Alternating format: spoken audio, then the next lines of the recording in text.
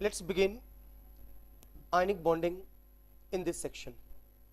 Before starting this chapter, let us know what topics or what part has to be dealt in ionic bonding. So firstly, we shall be starting the topic with the definition part.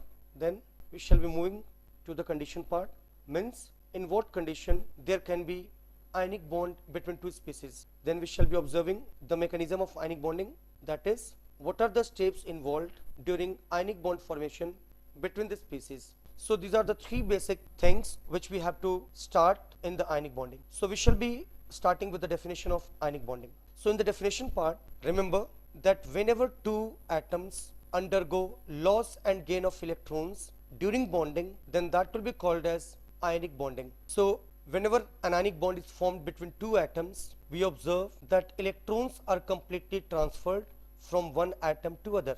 Let us take a example of sodium and chlorine.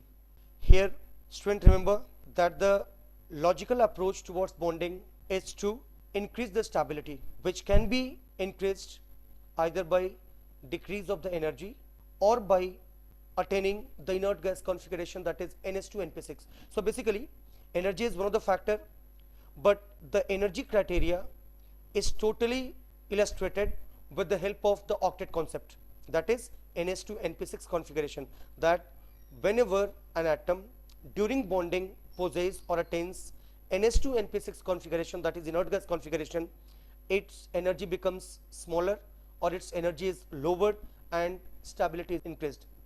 So basically during bonding we are supposed to observe that after bonding whether an atom is attaining inert gas configuration or not. Now let us start with the sodium. Here it has got 11 as the atomic number, where Cl has got 17 as its atomic number. Now if we observe the electronic configuration of sodium, it is 1s2, 2s2, 2p6 and 3s1, while for chlorine it is 1s2, 2s2, 2p6, 3s2, 3p5. So for sodium we have got 1s2, 2s2, 2p6, 3s1, while for chlorine we have 1s2, 2s2, 2p6, 3s2 and 3p5.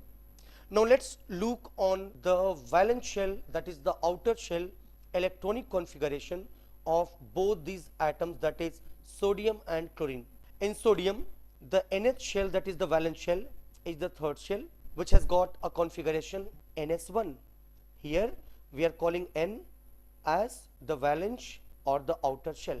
Similarly, moving ahead to chlorine, its valence shell has 3s2 3p5, that is NH2NP5 configuration. But if we remember, in the last section we had been telling that every atom during bonding tries to attain NH2NP6 configuration, that is inert gas configuration, to attain stability. Now observing these two configurations, that is of sodium and chlorine, these two are not resembling to NH2NP6 configuration. Hence what we further observe that sodium atom undergo the loss of one electron.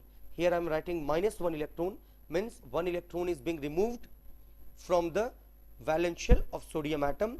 Now its configuration nu will be 1s2, 2s2, 2p6, while for chlorine it will be, now we have to add one electron to it, which will be transferred from sodium atom to chlorine, and the new configuration will be 1s2, 2s2, 2p6, 3s2, 3p6.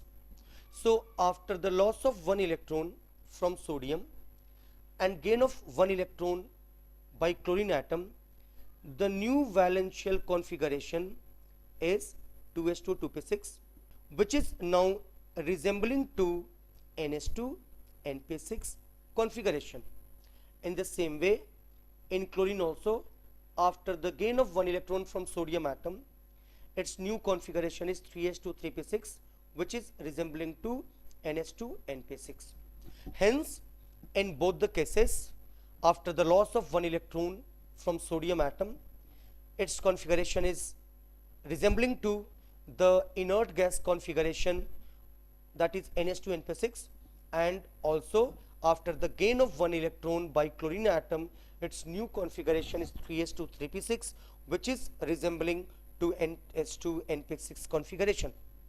So basically this is the process which is observed in case of ionic bonding. Now student, the question is, are we observing that here during the bonding between Na and Cl there is complete transfer of electron from sodium atom to chlorine atom, and as already defined that during ionic bonding electrons are completely transferred from one atom to the other, and the same situation we are observing here, that sodium is undergoing the loss of one electron for attaining NH2NP6 configuration, while chlorine is undergoing the gain of one electron to attain NH2NP6 configuration. So this is what happens in case of ionic bonding. So to define an ionic bond, we should remember that in ionic bonding electrons are completely transferred from one atom to other.